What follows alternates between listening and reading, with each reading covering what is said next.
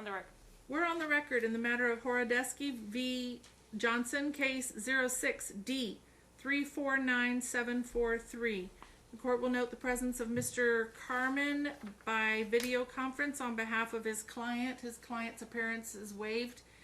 Mr. Carmen, your bar number. 7639, Your Honor. Okay, thank you. And Ms. Robinson, are you here? Yes, Your Honor. Good morning. Good morning. Amber Robinson, bar number 10731, in an unbundled capacity today for Amber Johnson, who has now legally changed her name to Amber Parker. Parker. Okay, thank you. All right, so we are here for a status check. Who would like to address the court first? If it's okay with Ms. Robinson, I'll give you an update. Ms. Robinson and I have actually gone through and tried to reconcile the misstates and everything. Obviously, Your Honor knows from the last hearing, we don't agree that mother should be entitled to makeup time. Once she told the child he wasn't welcome in her home, I think the makeup time request is a little iffy. But I do understand the court's orders, and in good faith, we've tried to reconcile exactly what time was missed, and unfortunately we've run into some challenges to the point where I really wonder if the court would benefit just from us each doing a one-page brief and getting a quick decision, because we seem to be kind of in agreement as to what mom should have been entitled to, what the holidays. It's a little complex because of the schedule the parties have. It's a first, third, and any fifth weekend schedule. And then we had holidays interspersed. On top of that, mom had requested vacation time.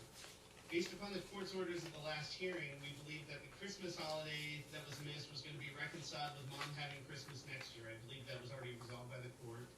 I believe that mom's missed vacation time was going to be reconciled with mom being allowed to use those missed days in 2022 and renotice them pursuant to the vacation provisions. Outside of that, though, we still somehow have a little bit of a disconnect, and I really do think it would be so much easier with a brief to be able to show you the calendar days and lay it out for Your Honor. Ms. Robinson? So what I first wanted to say is, obviously, we dispute that Amber said anything like that to her son, that, he's not part of this family anymore.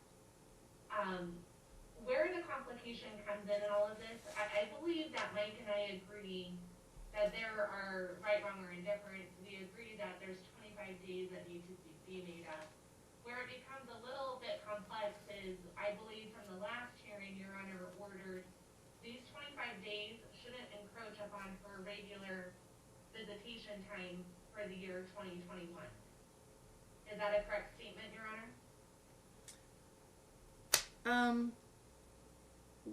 What I guess I'm confused as to where the confusion is. To me it seems very, very clear, but without. I think that part of the confusion last time, Your Honor indicated that Christmas was missed, so she's going to get Christmas next year. I think when we were having those discussions in court, though, the court wasn't aware the Christmas holiday for the parties is just a single day. They alternate Christmas Eve and Christmas Day. We obviously, I think mom should get both Christmas Eve and Christmas Day next year to reconcile the missed Christmas Day this year. Where it got weird is that mom had noticed vacation time around the Christmas holiday. Some of it I don't think is proper because vacation time was noticed on Dad's Christmas Eve. But I thought we already reconciled the vacation time, saying that mom could exercise that missed time in 2021. Yeah, and then if mom is entitled to vacation time in 2021, she's going to get that as well. Right. And then the one thing we missed at that hearing is, despite they only have one day for Christmas, they have an entire weekend for Martin Luther King Day, which we acknowledge mom would be entitled to under the principles set forth by the court. The question is, how does that makeup time get awarded? We suggested that it just be given to her in 2022, just like the Christmas, but mom doesn't want to wait that long. So that's what I mean about a brief. I think we can lay out exactly what was missed and our perspectives on how it should be awarded. It's really difficult to do at a hearing without being able to really present visual aids to you and everything. What do you think about that, Ms. Robinson? I can copy and paste into the chat the exact number of days that were missed. I don't mind doing a brief. My client honestly wants all of this resolved, but one thing I would say is part of the time that we want to grab from, because there's solid days in a row, would be some of the spring break. And from what Mr. Carmen was just saying, that Amber would need to notice for vacation time, we're outside of that vacation window. And he was also just saying that Hayden and his father may have plans, but we think that that is good, valuable time where we could scoop up 5 days right there. Okay. So Dad is supposed to get spring break this year? No, the parties actually don't have a spring break schedule. They just have they've never had it. It's just an Easter schedule. Okay. And then Hayden's birthday is actually coming up. This is also not a holiday for the parties, and so Amber would like to use that weekend too as part of her makeup time. But I'm afraid if we walk away today without an order, we're then going to lose spring break because Chris is going to argue that this was not proper notice to vacation time. Okay. All right. And then the other, When I was suggesting a brief, I was saying we both submit competing briefs in the next 7 days so that the court can resolve it before spring break, before the birthday weekend. I'm open to all those arguments. I'm just, and I honestly, Your Honor, I think with a little more time, Ms. Robinson and I might be able to work out at least the number of days and give you some stipulations. We really made a lot of progress. We just couldn't quite get there. Well, I'll let you choose, Ms. Robinson. He gave me 2 options. Do you want to just come back in 1 week, or do you want to submit a brief within the next 7 days? Or maybe both. We could submit a brief and come back in a week, Your Honor, if there's still a dispute. we could submit a brief, Your Honor. The other point my client wanted to bring up is the fact that Dad has re-enrolled Hayden in school into one of the cohorts, and this was something that should have been discussed with Mom as for having legal custody, so that wasn't done. But the broader point on all of that too, with him being re-enrolled in school, is Dad has used the withholding in December and into January, claiming to be super scared of COVID and that Amber's been reckless at her home. All these different arguments were made, and then as soon as we can get re-enrolled into Clark County, he does that. And Amber just really wants Your Honor to see, because I know that you're new on the case, that this is just continued game playing on Dad's part. He just doesn't want Amber to have a relationship with their son, and has used this COVID excuse as one of the ways to withhold that time. So I think I misunderstood you, Ms. Robinson. Dad unilaterally enrolled Hayden in a school. Which school? It was Wait, Mr. Carmen, I'm speaking to Ms. Robinson. Ms. Robinson? It's Palo Verde, and I guess there was a survey that went out a couple of months ago. I'm not, Amber, can you please address the court real quick and say if you got that survey or if you didn't, because I don't recall that fast. I did receive the survey, and because I'm always fearful to do anything, I do know that Chris completed it, and then I spoke with the school after the fact about what my wishes were as well. And I guess their 2014 order says that Dad can make the final decisions at the end of the day. But it just, there was never any sort of consultation that happened between Amber and Chris.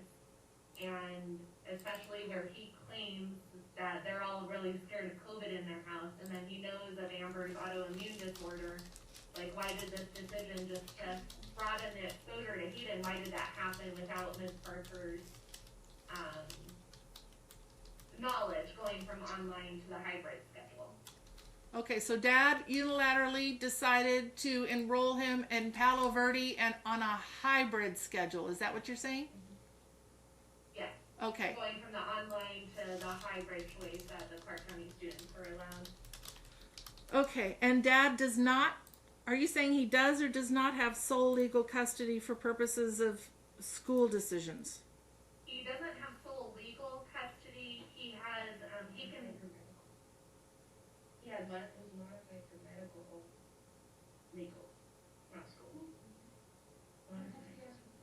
After consultation. Okay, so he at the end of the day can make the final decision, but there is just no consultation that happens with Amber over many of these issues, but this is the most recent. Okay, thank you. Mr. Carmen, I'll let you speak now. Okay, and number one, this is not at all before the court. It's on the not. calendar. I've had no notice of it, but I have spoken to my client quickly, and basically what happened, first of all, the child has gone to the same school. The child has not been enrolled in a new school. What happened was Clark County sent out the surveys. Dad picked cohort A, mom expressed her preference for the child to be through virtual learning, apparently. We haven't actually seen her, what she submitted, or what she claimed she called the school. We didn't even know that there was a conflict. We didn't know that mother had filled out the survey differently, had a different preference at the time. So this isn't dad did something unilaterally. Dad filled out the survey, mom should have filled out the survey. When the school last week notified the parties that he had been put into cohort A based upon the outcomes of the surveys, mom unilaterally contacted the school and tried to switch him to virtual learning. The school has put him back into cohort A, but the perspective on this is dad does have decision making. He has day decision making power. He does have to consult with mom if there's a dispute. We didn't know there was a dispute. Now, he's obviously now under an obligation to consult with her, but the orders are that he has ultimate authority to make decisions after that consultation. So as much as this is, it's a decision, the process needs to play itself out. It needs to be brought to my client as a dispute. It can't be brought up now today without any prior knowledge. Okay. To the extent that they're trying to like it to the situation that occurred with the COVID, there's a difference between enrolling a child in a cohort where they require masks and they require physical distancing and there are safety checks, and having the child in a house with someone who is COVID positive. These are not the same arguments. They're not the same. It's not a fair analogy at all. Okay, thank you, Mr. Carmen. Ms. Robinson, I agree that this is not before me right now. So I can't address that, but obviously if dad is unilaterally making decisions without authority and without discussing it with mom, then that would be problematic, but it's not in front of me right now. I can't really address that. As far as trying to decide on this makeup time, it's 5 after 12, and I've still got other hearings. The court's running long, so I'm really sorry. We've got to move along. I just want mom to have whatever time she was denied. I agree that she can have Christmas in 2021 to make up for the Christmas she was denied in 2020, which means that comes off of the days that you're going to compensate her for. Okay? And as far as the vacation, she can have whatever vacation time she was claiming that she was denied. She gets to have that vacation time in addition to the time that she's going to have made up. Okay? Because that's all right. And then and if you can carve out that time during spring break, so be it. Then that should be the way it happens, and work that out. But if you can't reach a decision, I will make it within the next 7 days. I'll make it next week. But let's go ahead and do what Mr. Carmen suggested. Go ahead and provide me with a brief. And I really work better, just so you know something about me personally, I work better if you show me a calendar, right? Not so much with narratives and stuff. Show me on the calendar. This is what she was supposed to have. Here's the regular schedule. From this day to this day, she didn't have this. And if you show me, then that will be so much better for me. And then let's come back in a week. And hopefully we won't have to come back in a week. Hopefully y'all be able to work that out. I don't know if I've given you any more information today, but You're completely booked next week. I'm completely booked next week. So or you can put it on your chambers on the I can- April 2nd. I can put it on my chamber's calendar. Let's put it on my chamber's calendar for this Friday. Okay, that doesn't give you 7 days. But otherwise you'll have to wait a couple weeks and then you'll miss spring break entirely. So we'll put it on my. And just so you're, I mean, when I'm envisioning a brief, I'm talking about a 2-page brief, just doing exactly March what you just said. Oh, yeah, Laying out perfect. the elements. Perfect. This is what you don't even have to include all the introductory stuff. Just that's fine. Just this is what the regular schedule is. This is what the days she missed, and this is what we propose to make up the time. Okay. And Tell me we'll what have you agree continued on. conversations to try to resolve it. That'd be outstanding. I'm gonna put you on my chamber's calendar not even on chamber's calendar. We'll come back on Friday. Can you come back on Friday at 9:30? Yes, Your Honor. Friday the 19th. Yep. that All works. right. Let's do that. Can you submit that today or tomorrow, and then we'll come back this Friday the 19th. I cannot have it there today, but I certainly can do everything in my power to have it to you by end of day tomorrow, Your Honor. Okay, very good, Mr. Carmen. I appreciate that. And thank you to the parties for trying to work this out. I'll see you Friday at 9:30. Thank you, Your Honor. Thank you.